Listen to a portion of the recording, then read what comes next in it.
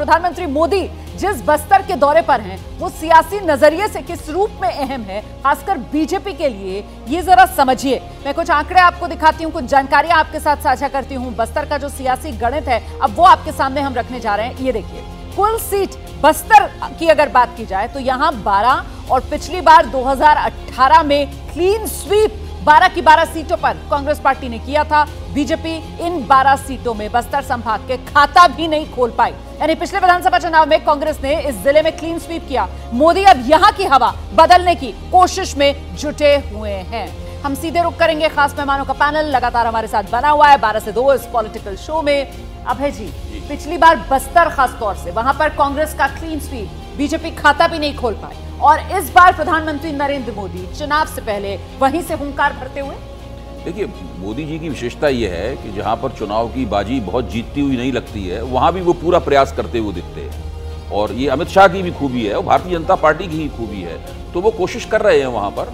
मुझे नहीं लगता कि भारतीय जनता पार्टी का बहुत ज़्यादा मौका है इस चुनाव को जीतने का या कांग्रेस को बहुत ज़्यादा परेशान करने का। कांग्रेस आपके सर्वेक्षण ही बताते हैं कि कांग्रेस आसानी से चुनाव जीतने वाली है।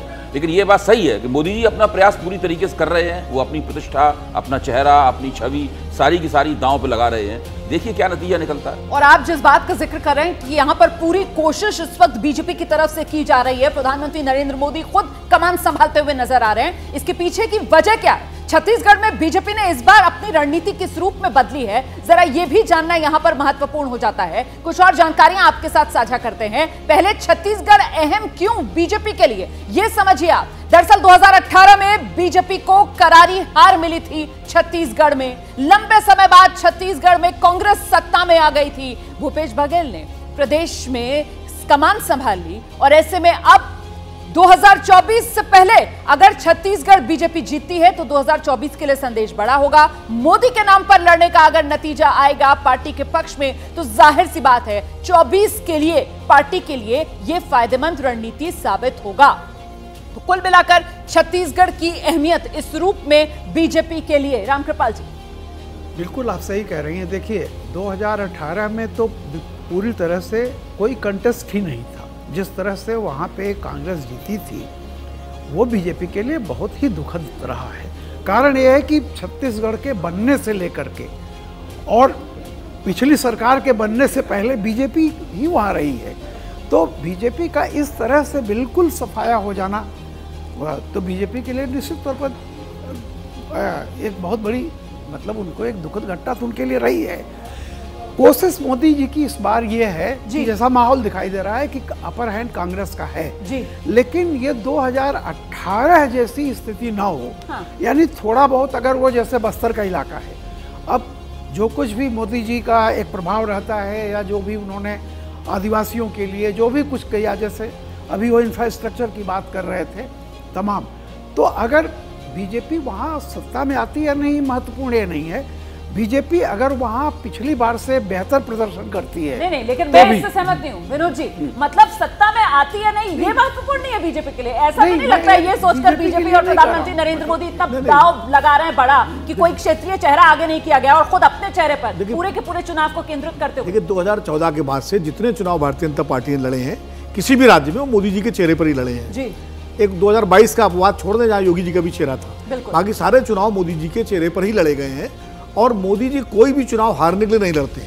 हार जाए अलग बात है, जैसे कर्नाटक हार गए, बिहार हार गए थे 2015 में और झारखंड में, लेकिन वो जब लड़ते हैं तो जीतने के लिए लड़ते हैं। वो चाहे छत्तीसगढ़ हो चाहे मध्य प्रदेश हो, कुछ भी हो। और 2018 में हमें याद है सबसे श्योर शॉट बीजेपी के लिए छत्तीसगढ़ ही माना जा रहा था। सारे सर्वेक्षण सारे विश्लेषक हमारे आपके जैसे यही कहते थे कि मध्य प्रदेश में कांटे की टक्कर है, राजस्थान में कांग्रेस आ रही है, छत्तीसगढ़ में बीजेपी का तय है। लेकिन हो गया ऐसा कि छत्तीसगढ़ सबसे बुरी तरह बीजेपी आ रही। तो मोदी जी ये जानते हैं इस बात को और जमीनी स्तर पर बस्तर में इसलिए गए कि नक्सल प्रभावित इलाका है वो, और नक्सल प्रभावित इलाके में आप याद करिए कि कांग्रेस की पूरी लीडरशिप ही साफ हो गई, सफाया हो गई थी और उसका फायदा कांग्रेस को मिला और कांग्रेस 12 की 12 सीटें जीती। इस बार कोशिश ये है कि हर इलाके में बीजेपी सेंधमारी करे। जैसे सरगुजा का इलाका है, सरगुजा में चूंकि बाबा जो हैं वो क्या नाम है उनका, सिंहदेव, उनको मुख्यमंत्री नहीं बनाया गया तो बीजेपी उस असंतोष का फायदा उठाना चाहती है। बस्तर में चाहती है कि जो तमाम सारी योजनाएं केंद्र सरकार की आई हैं उनका लाभ मिले। तो कुल मिलाकर के मोदी जी पूरी ताकत लगाएंगे, ये बात आपकी सही है। स्थानीय चेहरा कोई नहीं है, स्थानीय चेहरा कोई नहीं है। इस बार तीनों चुनाव भारतीय जनता पार्टी राजस्थान, मध्य प्रदेश, छत्तीसगढ़ सामूहिक नेतृत्व का। जैसे ही घड़ी का काटा दोपहर 2:30 पे आए, बबीता जी का दिल सास बहू साजिश के लिए मचल जाए।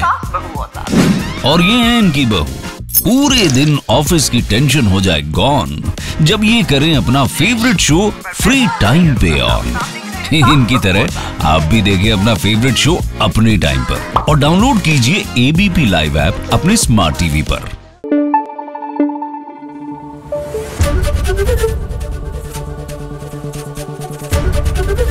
एबीपी न्यूज आपको रखे आगे।